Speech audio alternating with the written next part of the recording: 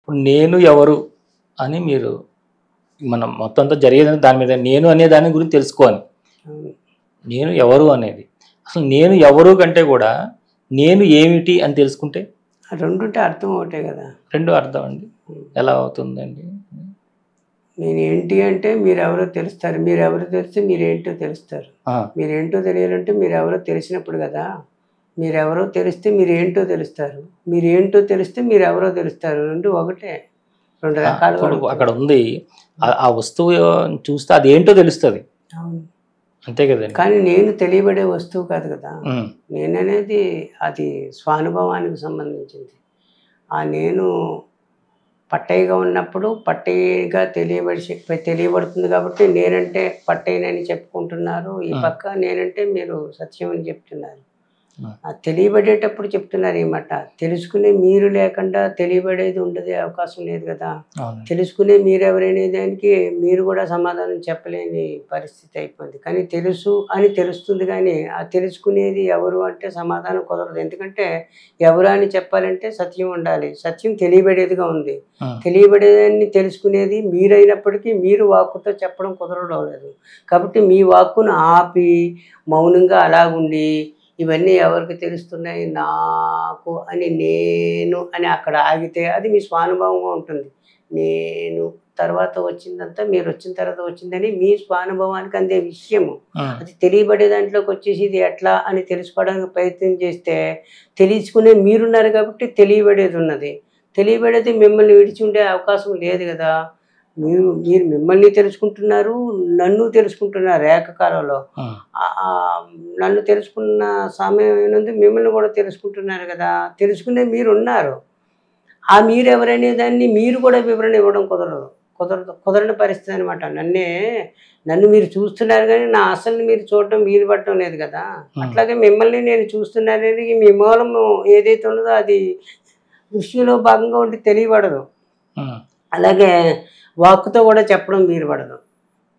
ఈ రెండే కదా మీకు మార్గం ఉంది. చూపించాలి, చెప్పాలి. చూపించడం కుదరదు, చెప్పడము కుదరదు. ఎట్లా? కానీ మీ స్వానుభవం ఒకటి ఉంది, నేనున్నాను అని. ఆ స్వానుభవం దగ్గర ఆగితే సరిపోతుంది. అది మీకు స్వానుభవంగా ఉంటుంది. మీ చేత చకలము మీ చేత చూడబడుతుందని జ్ఞప్తికి వస్తుంది. అప్పుడు అది మీరే అవుతారు. అప్పుడు ఈ సమస్యలకు అన్నిటికీ పరిష్కారం అక్కడ దొరుకుతుంది, కానీ ఇక్కడ వెతికితే దొరకదు.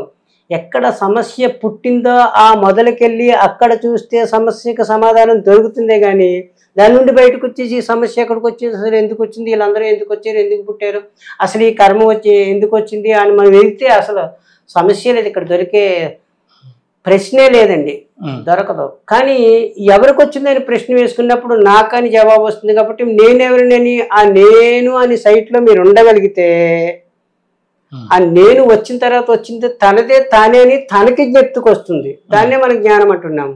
ఆ జ్ఞప్తే స్వరూపము.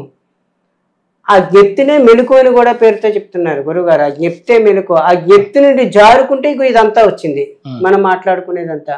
జారుకున్న తర్వాత వచ్చింది కూడా ఆ జ్ఞప్తిగా ఉన్న తాను చూస్తేనే ఉంటుంది. ఇదంతా చూడకపోతే తత్కాలంలో అదృశ్యం అయిపోతుంది కదా. మీరున్నారు, ఎదురుగుంటా కనిపిస్తున్నారు, నేను కళ్ళు మూసుకున్నాను, ఏది కనిపించడం లేదే.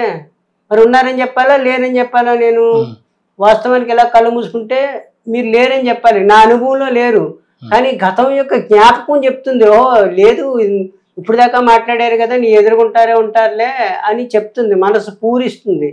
అంటే మీకు శబ్దం వినిపిస్తే తెలుస్తుంది. వినలేదనుకోండి ఏం మాట్లాడినట్టు వారు తెలియదు కదా. కాబట్టి వినిపించుకునేవాడు ఒకడు ఉన్నాడు, అప్పుడు వినడం అనేది జరుగుతుంది. చూచేవాడు ఒకడు ఉన్నాడు, అప్పుడు చూడడం అనేది జరుగుతుంది. మనం చూచేవాడిని వదిలేసి చూడబడే దాని వైపుకి వచ్చి మాట్లాడుకుంటే ఊరికే వ్యవహారంగా మాట్లాడుకోవచ్చు కాలక్షేపంగా, కానీ అసలు దొరకదు. దొరికినట్టు కనిపిస్తుంది కానీ దొరకదు. ఎందుకంటే దాని అడ్రస్ ఇక్కడ లేదు. ఒకవేళ ఉంటే అదే ఉంది ఇదిగా. కాబట్టి మీచే చూడబడే ప్రపంచం మీరే అంటారు గురువుగారు. అసలు మీకు అన్యమేమీ లేదు, మీరే. అప్పుడు మనం అలా చూడలేకపోతున్నామే. చూచే తనని మరిచి చూడబడే దాని వైపుకి వచ్చేసి ఇది సత్యమో అసత్యమో, అవును కాదు, నిజము, విచారణ చేస్తే వస్తుంది, లేకపోతే అట్లా చేస్తూ వస్తుంది అని ఇక్కడే సంచరిస్తున్నాము. ఆ సంచరించడం ఆపేసి నేనుంటే కదా ఇవన్నీ వచ్చాయి అని జ్ఞప్తికి తెచ్చుకుని భగవాన్ ఇక్కడ ఒక ఉపాయం చెప్పారు మనకి. ఈ ప్రశ్నలన్నీ ఎవరికి వస్తున్నాయని ప్రశ్నించుకోమన్నారు. నాకు అని జవాబు వస్తుంది. మళ్ళీ నేనెవరిని అని ఇంకో ప్రశ్న వేసుకోమన్నారు. ఆ ప్రశ్న వేసుకుని అక్కడ ఆగాలి. అంతకు మించి ఎవరు ఉపాయం చెప్పలేదు. ఆగితే అక్కడ సమాధానము అందుతుంది. ఆ సమాధానమే తానవుతుంది. ఆ సమాధానానికి ప్రశ్న ఉండదు. కాబట్టి ప్రశ్న ఉంది అంటే తాను వచ్చిన తర్వాత వచ్చిన ఉపాధిని తాను ఆశ్రయించి తనని తాను మరిచి తానే ఉపాధి అనుకుంటున్నాడు కాబట్టి, ఉపాధి సత్యం అనుకుంటున్నాడు కాబట్టి ప్రశ్న ఉపాధిగతమైపోయింది. అంటే దేహం ఉంటే సందేహాలు ఉంటాయన్నమాట అండి. దేహం లేకపోతే అసలు సందేహమే ఉండదు. దేహకి ముందు మీరున్నారు కానీ మీరు దేహము సత్యం అనుకుంటున్నారు కాబట్టి అది మరుపులో ఉంది. దేహము అసత్యం అనుకుని చూడండి, సత్యం మీ అనుభవానికి అందుతుంది. దేహము మాత్రమే సత్యం అనుకుంటే సత్యమే దేహం అయిపోయింది కాబట్టి ఇదంతా నిజమైపోయి కూర్చుంది. కానీ దేహము మాత్రమే సత్యం అనుకున్న మీరు దేహము తాత్కాలిక సత్యము అని అప్లై చేయండి. అప్లై చేసి చూడండి.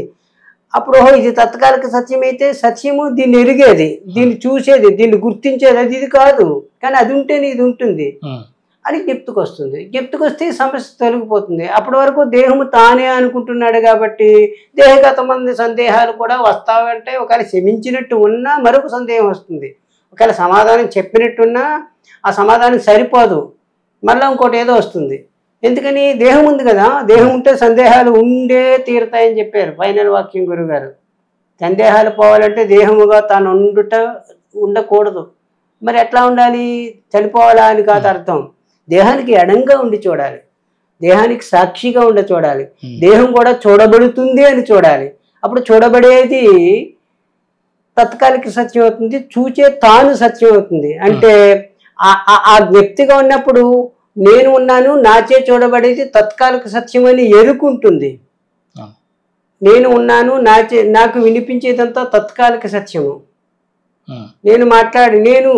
నేను సత్యము, నాచే నేను మాట్లాడేది తత్కాలిక. ఇప్పుడు మాట్లాడడం అనేది సంభవిస్తుంది. ఆ ఎరుకున్నప్పుడు ఎరుకే తానవుతుంది కాబట్టి ఎరుకులో జరగబడేవన్నీ కూడా తత్కాలిక సత్యాలుగానే ఉంటాయి కానీ పర్మనెంట్గా ఉండవు, శాశ్వతంగా ఉండవు, టెంపరీ అనమాట. తాను స్టాండర్డ్, ఆ ఎడంగా ఉన్న తత్వం, దాన్నే కదా ఆత్మ అని అంటున్నారు. అదే కదా నేను అనే స్వానుభవంగా ఉంది. ఆ స్వానుభవం నుండి జారుకుంటే కదా పట్టే ఏర్పడ్డాడు, లేక మీరు ఏర్పడ్డారు. అప్పుడు కదా మీరు దేహంతో ముడిపెట్టుకుని ఇది నేను అన్నారు. అప్పుడు అది సైలెంట్, అది -8 ప్లస్ అయిపోయినట్టుంది, ఇది నిజమైపోయి కూర్చుంది. కాబట్టి ఈ సందర్భంలో గురువు గారు అంటారు, ఒక అబద్ధాన్ని అనుకుని నిజం చేసేసుకున్నావు, ఇప్పుడు అబద్ధం అనుకుని ఎందుకు కాదు అంటున్నారు. మనం అబద్ధం అనుకోవడానికి రెడీగా ఉంటే మీకు అబద్ధమని జ్ఞప్తికొస్తుంది. ఎందుకంటే అబద్ధాన్ని నిజం చేసుకుని మీరై ఉండగా మీచే చూడబడే తనువును మీరు అనుకునే అబద్ధాన్ని నిజం చేసుకున్నారు కాబట్టి గురువాక్యాన్ని అనుసరించి అబద్ధాన్ని అబద్ధమని గుర్తించి, అబద్ధం అంటే అసలు లేదని కాదు, తత్కాలంలో ఉంటుందని, ఇప్పుడు మాత్రమే ఉంటుందని, ఆ తర్వాత ఉండదు, మారిపోతుంది, బిట్టులుగా ఉంది.